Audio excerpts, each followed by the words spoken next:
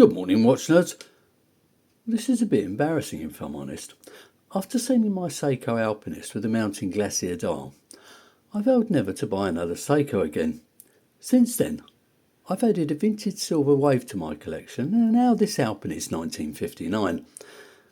So what was the reason I sold my last Alpinist?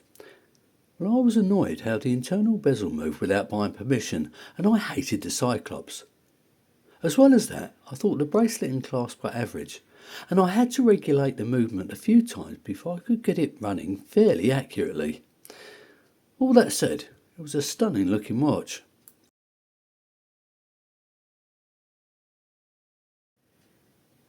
The one thing the watch did right for me was to return the money I invested in it after 2 years of occasional wear. As much as I'm not a fan of the brand, I'm fully aware that they've got a great design team. And there are several aspects of their watches they always get spot on.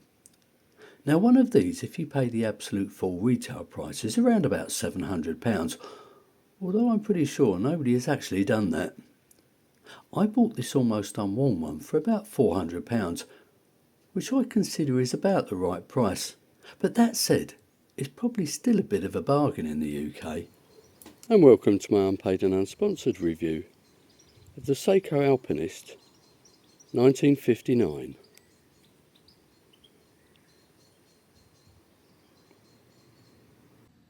So let's start with the packaging. Well, it's pretty crap to be honest. Now I know you don't wear the packaging, but it does add to the experience. It's a simple cardboard box with a cushion inside. And you get a 2-year warranty if purchased from an authorised dealer. And this is my watch of the day. It's the Islander Astoria. Feel free to look up the full review.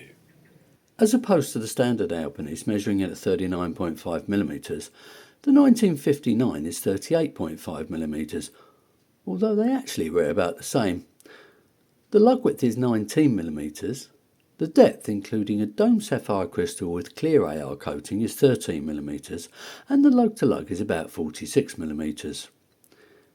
Now once adjusted to fit my 17cm wrist, it weighs in at 134 grams.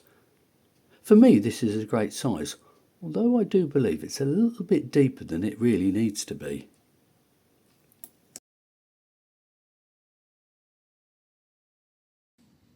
So let's look at the movement. Well, it's one of Seiko's more premium calibers. It's the 6R35, which in reality is the NX35 with a longer power reserve. In my opinion, it isn't as good as say my 0-9000 series movement, but it's reliable and if regulated correctly can be fairly accurate. When this arrived it was running at plus 17 seconds a day, which although in manufacturer's tolerance, it certainly isn't in mine. So I took the back off and I regulated it. In real life it's now running at plus 2 seconds a day, but let's see what it looks like on a time grapher. There we go, a decent beat error, a decent amplitude and a decent rate. It's a 3Hz movement that ticks away at 21,600 beats per hour. It hacks and it hand winds. It's got a very impressive 70 hours of power reserve. The great thing about these movements is that the hand winding experience is excellent and you don't get that feeling that you're going to break something like you do with say an ETA 2824. The 6.4mm unsigned screw down crown helps aid its claimed 200 metres of water resistance. It's a shame it isn't signed, but as this is a reissue and the original one didn't have a signed crown, I'll forgive it. Adjustment is a piece of cake and the engagement when screwing down is almost buttery smooth. I've criticised Seiko bracelets in the past, but this one's actually excellent. It's got solid end links, although the fit to the case isn't that great, but it's not terrible either. And there are no quick release spring bars. It's almost solely satin brushed, although the sides and the tops and the bottoms of the centre links are actually highly polished. Strangely enough though, it doesn't taper. Now adjustment is made by using a pin and collar system, which is a little bit fiddly, but to be fair, it's probably the most secure way of keeping the links together. The clasp is disappointing, although the mechanism is milled, which it isn't on cheaper models. However, the shell is pressed and there's this horrible gap at one end between the bracelet and the clasp itself.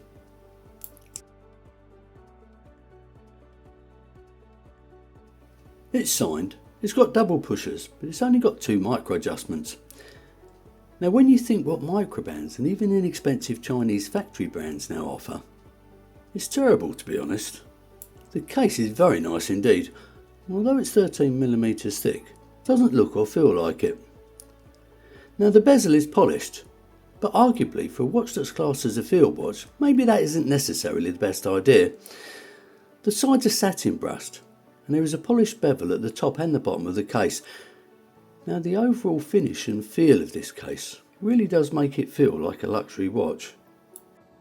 Now it's got a mineral crystal case back, which I don't think is the greatest of ideas, as they could have shaved off an extra millimetre if they put a solid case back on it. Anyway, it looks quite pretty, I suppose. And as expected, there is some basic information around the sides. Like most Seiko dials, the designer's got it pretty much spot on. This is the deep lake blue, although it does or has come in a fair selection of other colours. It's got this lovely textured finish, although unless you got it in the right light you don't actually get to see that. At the 12, 6 and 9 we've got applied triangular indices, whilst the remainders are batons. At the 3 o'clock there is a frame date window. Unusually the minute track sits in the inside of the indices.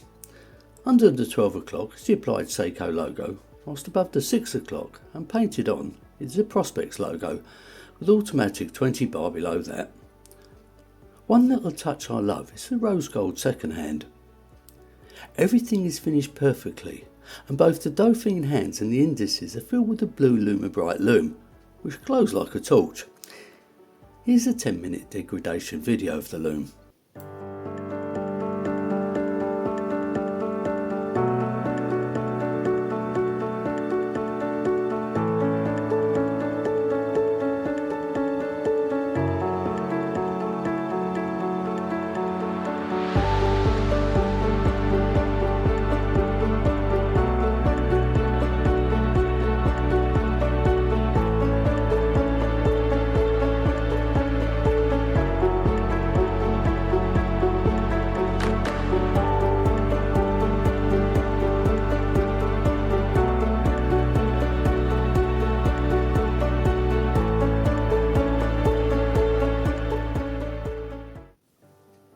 So what do I think of the Seiko Alpinist 1959? Like all Seikos, there's always going to be something to moan about, regardless of what you spend. In this case, the clasp is rubbish, the end links aren't the best fit, and I was a bit disappointed about the regulation on arrival. Apart from that, I think it's absolutely wonderful if I'm honest. The dial's the star of the show, but the case finishing is fantastic, and the bracelet's excellent. The question is, would I recommend it? Well, if you're seriously considering paying the full price and buying it from a high street retailer, then the answer would have to be no. But if you can pick one up with a good discount, or better still, a good used one, then yes. Pound for pound, it's not as good as, say, an equivalent microband. But I think most of us realise that, because it's always the case. So that brings me to the end of this review. If you've enjoyed it, please click on the like button. Subscribe if you haven't already. Leave your comments below. And enjoy the rest of your day.